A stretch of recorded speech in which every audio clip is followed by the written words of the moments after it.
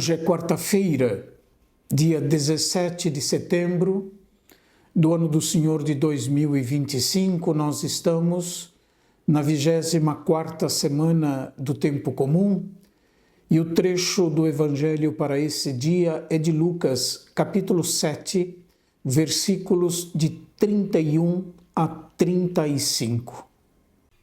Naquele tempo, disse Jesus: Com quem hei de comparar os homens desta geração?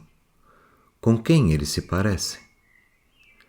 São como crianças que se sentam nas praças e se dirigem aos colegas dizendo: Tocamos flauta para vós e não dançastes, fizemos lamentações e não chorastes. Pois veio João Batista, que não comia pão nem bebia vinho, e vós dissestes: Ele está com o demônio. Veio o Filho do Homem, que come e bebe, e vós dizeis: Ele é um comilão e beberrão, amigo dos publicanos e dos pecadores. Mas a sabedoria foi justificada por todos os seus filhos. É importante nós situarmos o trecho do Evangelho de hoje em relação ao episódio que o precede. O trecho anterior ao Evangelho da liturgia de hoje é o episódio em que João Batista, da prisão, envia 2 dos seus discípulos a Jesus para perguntarem se de fato ele era o Messias prometido.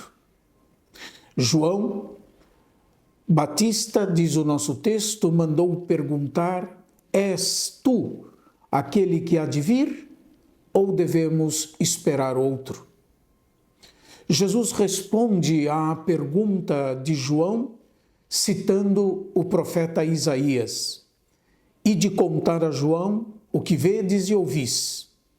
Os cegos recuperam a vista, os coxos andam, os leprosos são purificados, os surdos ouvem, os mortos ressuscitam e aos pobres é anunciado o Evangelho.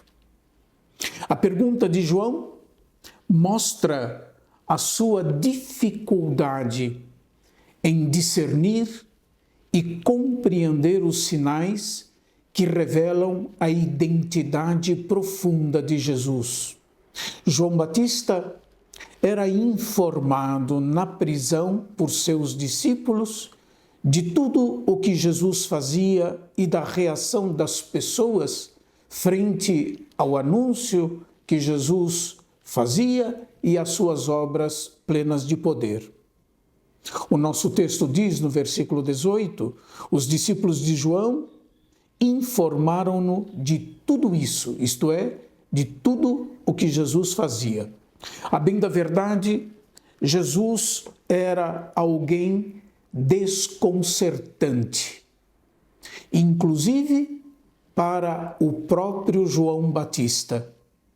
Contudo, a resposta de Jesus, citando o profeta Isaías, deveria ser suficiente para que João compreenda que efetivamente o hoje da salvação se realizava na pessoa de Jesus, no seu ensinamento e nos seus gestos plenos de acolhimento e de misericórdia.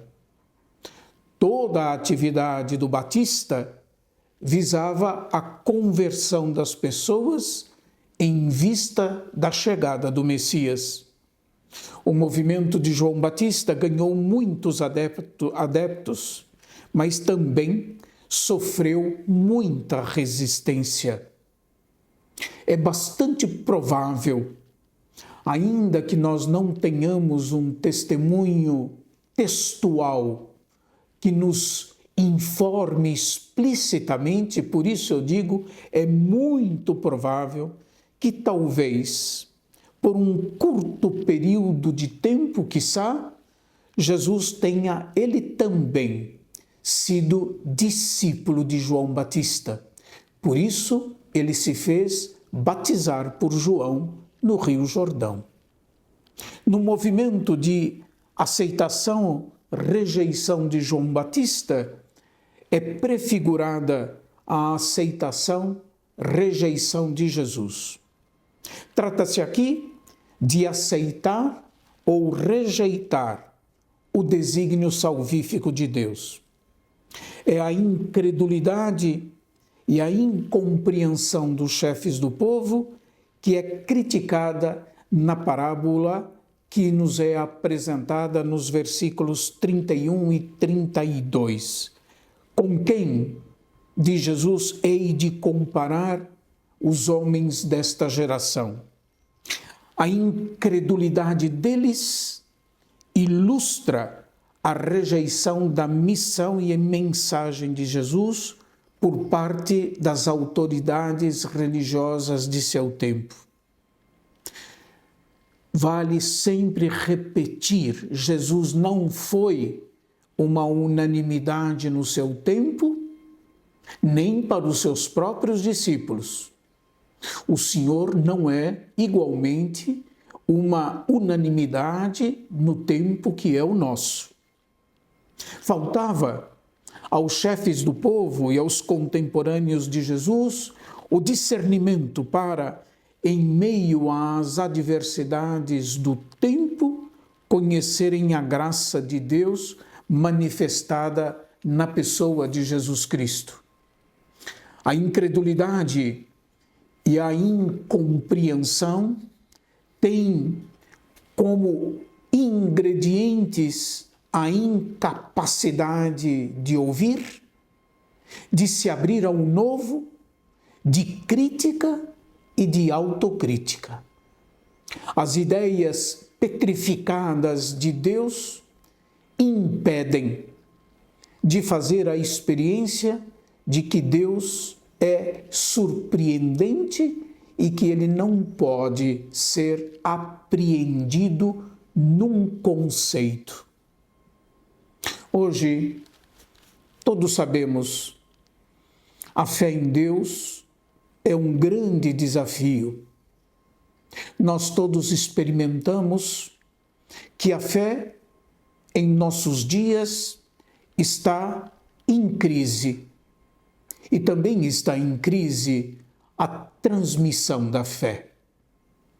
Talvez nós tenhamos dificuldade de transmitir o que nós cremos às pessoas do nosso tempo.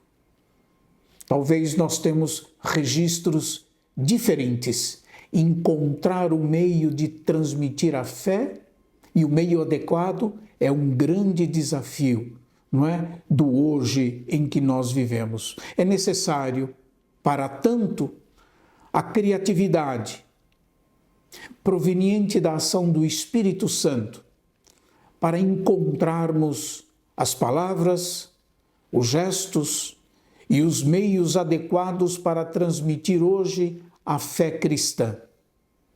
Somente boa vontade não nos permitirá frear o processo de secularização e de descristianização pelos quais ou pelo qual nós estamos atravessando. É necessário igualmente inteligência para poder compreender em profundidade a alma do ser humano do nosso tempo, pois é a ele que se destina a boa nova do Evangelho de Jesus Cristo. Abertura à ação do Espírito Santo, criatividade, inteligência e testemunho de uma vida coerente com o Evangelho, eis os desafios que nós precisamos enfrentar para que a nossa fé seja palatável aos nossos contemporâneos e interesse às pessoas do nosso tempo. Deus abençoe a todos e até amanhã, se Deus quiser.